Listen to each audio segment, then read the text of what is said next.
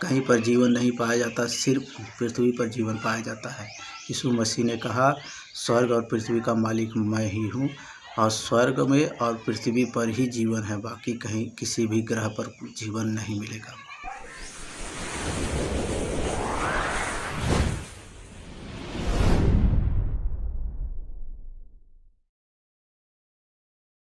Hallelujah, जय मसीह की। Praise the Lord. सब भाई बहन को जय मसीह। आज मैं आपको एक बहुत इम्पोर्टेंट मैसेज लेकर आया हूँ कि अपने देश में, मतलब भारत देश में, ये क्रिश्चियनिटी कब आया, इसके बारे में मैं बताऊँगा आपको। आपसे एक रिक्वेस्ट है कि जब ये वीडियो आप देखें तो अगर आप लोगों ने मेरे YouTube चैनल को सब्सक्राइब नहीं किया तो कृपया करके सब्सक्राइब कर लें और वीडियो को शेयर ज़रूर करें।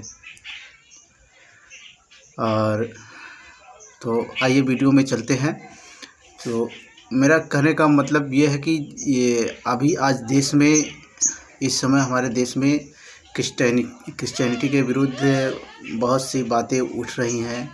बहुत से लोग, जैसे हिंदू धर्म के लोग हैं, RSS के लोग हैं, और दल, विश्व हिंदू परिषद, ऐसे और कई संगठन बन चुके हैं जो कि यहाँ के लोगों से मतलब नफ़रत करने लगे हैं, क्रिश्चियनिटी से ज़्यादा नफ़रत करने लगे हैं, क्योंकि प्रभु के राज्य का विस्तार हो रहा है, प्रभु का प्रचार हो रहा है। बहुत से लोग आ रहे हैं, प्रभु यीशु मसीह के दरबार में आते हैं तो चंगाई छुटकारा पाते हैं, और इसलिए प्रभु को अपना प्रभु स्वीकार कर रहे हैं और उद्धार पा रहे हैं, जीवन को प्राप्त कर रहे हैं। तो शैतान को ये बातें अच्छी नहीं लगती, इसलिए जो शैतान के बच्चे हैं, जो शैतान के जो है कि अनुयायी हैं, शैतान के मतलब चाहने वाले हैं, तो वो लोग प्रभु यीशु मसीह के लोगों से विरोध करते हैं। इसलिए विरोध करते हैं क्योंकि वो पहले से ही मूर्ति पूजा, मतलब बुरे काम पहले से ही था। क्योंकि प्रभु के वचन में लिखा था कि तुमने ज्योति देखी, लेकिन जो है कि तुम्हारे काम बुरे थे, इसलिए जो है कि तूने ज्योति से अधिक अंधकार को ही पसंद किया। तो मेरा कहने का मतलब ये है कि जब प्रभु यीशु मसीह मुर्दों में से जी उठा, और जी उठने के बाद अपने 12 चेलों को दर्शन दिया, 12 चेलों को नहीं, बहुत से लोगों को दर्शन दिया, और उसके साथ जो 12 चेले हमेशा साथ रहते थे, अक्सर साथ रहते थे, तो उन लोगों से प्रभु यीशु मसीह ने आदेश दिया उन लोगों को कि पूरे दुनिया में जाओ, पूरी पृथ्वी पर फैल जाओ और मेरे नाम का सुसमाचार प्रचार करो, क्योंकि स्वर्ग और पृथ्वी का सारा अधिकार मुझे दिया गया है, और स्वर्ग और पृथ्वी का मालिक मैं ही हूँ। और पूरी दुनिया में यह बात फैलाओ, जो विश्वास करेगा, बपतिस्मा लेगा, उद्धार उसी का होगा। जो नहीं विश्वास करेगा और वह दोषी ठहर चुका, क्योंकि वह उसको कोई अब बहाना नहीं रहेगा कि मुझे किसी ने प्रभु यीशु मसीह के बारे में बताया नहीं। बताया गया, लेकिन लोगों ने उससे नफ़रत किया, उसे मारा पीटा और भगाया। इसलिए आज देश में प्रभु यीशु मसीह का नाम प्रचार किया जा रहा है। जो प्रभु यीशु मसीह को अपना प्रभु स्वीकार करेगा, मान लेगा, वह उद्धार पाएगा, और जो नहीं मानेगा वह दोषी ठहराया जाएगा। ये स्वर्गीय बात है, ये स्वर्गीय परमेश्वर की बात है, प्रभु यीशु मसीह की ये बात है। और अपने मन की काल्पनिक धर्म को गढ़ करके लोग बता रहे हैं कि ये करो, वो करो, उससे कुछ भी नहीं होगा, वो आपको नरक की ओर लेकर जा रहा है। तो मेरा कहने का मतलब ये है कि प्रभु यीशु मसीह के साथ जो 12 चेले थे, वही लोग पूरी दुनिया में फैल गए, पूरी दुनिया में फैले। और हमारे देश, भारत देश में जो संत थॉमस थे, वही आए थे। संत थॉमस जो कि थोमा, बाइबल में पढ़ेंगे तो थोमा के बारे में बताया गया है।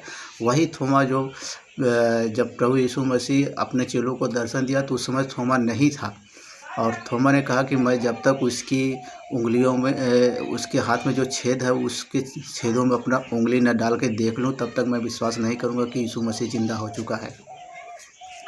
प्रभु यीशु मसीह वापस फिर उन लोगों को दर्शन दिया कुछ दिन के बाद, और थॉमस को बोला कि देख मेरे हाथों में आके अपनी उंगली डाल के देख, मैं वही हूँ, और मेरे पंजर में मतलब मुझे जो बेधा गया इसमें उंगली डाल के देख, मैं बेधा गया हूँ। तो वो कहा, हे मेरे प्रभु, हे मेरे परमेश्वर, और तब अब तू ही मेरे जीवन का प्रभु है। और उसने अपना प्रभु स्वीकार किया, और इसलिए प्रभु कहता है कि हर व्यक्ति मुझे अपना प्रभु स्वीकार करे। जो नहीं स्वीकार करता वह शैतान की ओर से है, और शैतान मनुष्य के प्राण का विरोधी है। आपके प्राण को वो खींचकर नरक में ही लेकर जाएगा। तो मैं ये बता रहा हूँ कि जब संत थॉमस इंडिया में आए तो केरल में आए थे। उस समय पंडित लोग जो थे वो सूर्य की आराधना कर रहे थे, सूर्य को जल दे रहे थे। तो जब पंडित लोग जल उठा करके ऊपर दे रहे थे तो वापस नीचे गिर जा रहा था वो पानी। तो संत थॉमस ने देखा तो कहा कि आप लोग ये क्या कर रहे हैं? तो उन्होंने कहा कि सूर्य को जल दे रहा हूँ। तो कहा, तो सूर्य जल ले क्यों नहीं रहा है? संत थॉमस ने कहा, तो सूर्य जल क्यों ले नहीं रहा है? ये कैसा ईश्वर है आप लोगों का कि आप उसको पानी दे रहे हैं, वो ले नहीं रहा है? तो फिर उन लोगों ने कहा कि तो पानी ऐसे ही तो होता है, ये परंपरा है, ये धर्म है हमारा। तो तब वो संत थॉमस ने कहा कि मैं अपने प्रभु को जो है कि जो सच्चा प्रभु है उसको देखो पानी देता हूँ, वो ले लेगा। वो पानी लिया और कहा, हे प्रभु यीशु ये पानी ले ले। वो पानी ऊपर से ऊपर ही चला गया। तब लोगों ने, ब्राह्मणों ने इस बात को देखा और विश्वास किया कि हाँ, प्रभु में सामर्थ है, और इसलिए वहाँ के सबसे पहले ब्राह्मण लोगों ने ही प्रभु यीशु मसीह को ग्रहण किया। और आज ब्राह्मण लोग ही अपने देश में कितने लोग कहते हैं कि वो ईसाइयों का धर्म है, हमारा हिंदुत्वता ख़त्म हो रहा है। हिंदुत्वता और ईसाइयत अलग बात है। ये मनुष्य की बनाई हुई धार्मिक बातें हैं, लेकिन परमेश्वर एक ही है, पूरी सृष्टि का मालिक एक ही है, पूरी दुनिया में एक ही पृथ्वी है, और पृथ्वी पर जीवन पाया जाता है। और यीशु मसीह ने कहा, मैं जीवन हूँ। बाकी कितना भी देखेंगे, मतलब कितना भी ग्रह है दुनिया में, कहीं पर जीवन नहीं पाया जाता, सिर्फ पृथ्वी पर जीवन पाया जाता है। यीशु मसीह ने कहा, स्वर्ग और पृथ्वी का मालिक मैं ही हूँ, और स्वर्ग में और पृथ्वी पर ही जीवन है, बाकी कहीं किसी भी ग्रह पर जीवन नहीं मिलेगा। यदि आपको ये वीडियो पसंद आया तो लाइक शेयर ज़रूर करें, और मेरे यूट्यूब चैनल को सब्सक्राइब ज़रूर कर लें, और वीडियो को यहीं समाप्त करते हैं। जय मसीह की। एक वीडियो है, आप देखिए, आपको अच्छे से समझ में आएगा। जय मसीह। सेंट थॉमस जो यीशु मसीह के 12 चेलों में से एक थे, उनको एक बहुत ही अनोखा मौका मिला, क्योंकि वो यीशु मसीह के साथ उन्होंने समय बिताया और यीशु मसीह को छूकर स्पर्श कर कर उन्होंने विश्वास का एक सुंदर अंगीकार किया। उन्होंने कहा, हे मेरे प्रभु, हे मेरे परमेश्वर। इतिहास के अनुसार यीशु मसीह के पुनरुत्थान के बाद थॉमस यरूशलेम से भारत में साउथ इंडिया में प्रवेश किए। 52 सदी में कोडंगलूर जो केरला का एक स्थान है, वहां पर उन्होंने अपने कदम को रखा। वहां पर उन्होंने बहुत सारे लोगों को सुसमाचार सुनाया और बपतिस्मा दिया, और वहां पर 7 कलीसियाओं को उन्होंने स्थापित की। कोडंगलूर, पालयूर, परूर, कोक्कमंगलम, निरानम, निलक्कल और क्विलन।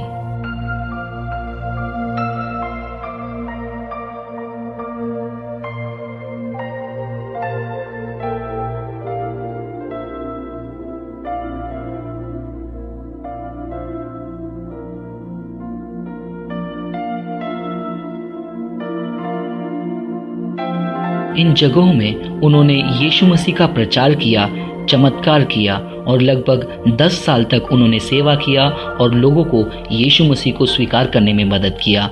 उनके मलाबार के सेवा के बाद वो माइलापुर के लिए निकल पड़े, जो कि तमिलनाडु के कोरमंडल कोस्ट में आता है। और वहाँ पर भी उन्होंने वही किया, लोगों को यीशु के बारे में बताया, प्रचार किया और बहुत सारे लोगों को यीशु मसीह की ओर आकर्षित किया। उनके प्रचार के कारण बहुत सारे लोगों ने यीशु मसीह को स्वीकार किया और ये बात का विरोध करते हुए वहाँ के कुछ लोगों ने ये निर्णय लिया कि हम थॉमस को समाप्त कर देंगे।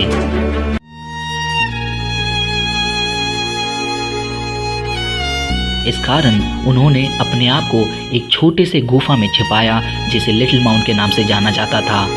लेकिन उनके शत्रुओं ने लगातार उनका पीछा किया और बदले के भावना से उन्हें ढूंढते रहे और आखिरकार 72वीं सदी में एक जगह पर थॉमस को उन्होंने मार डाला और उस जगह को आज सेंट थॉमस माउंट के नाम से जाना जाता है।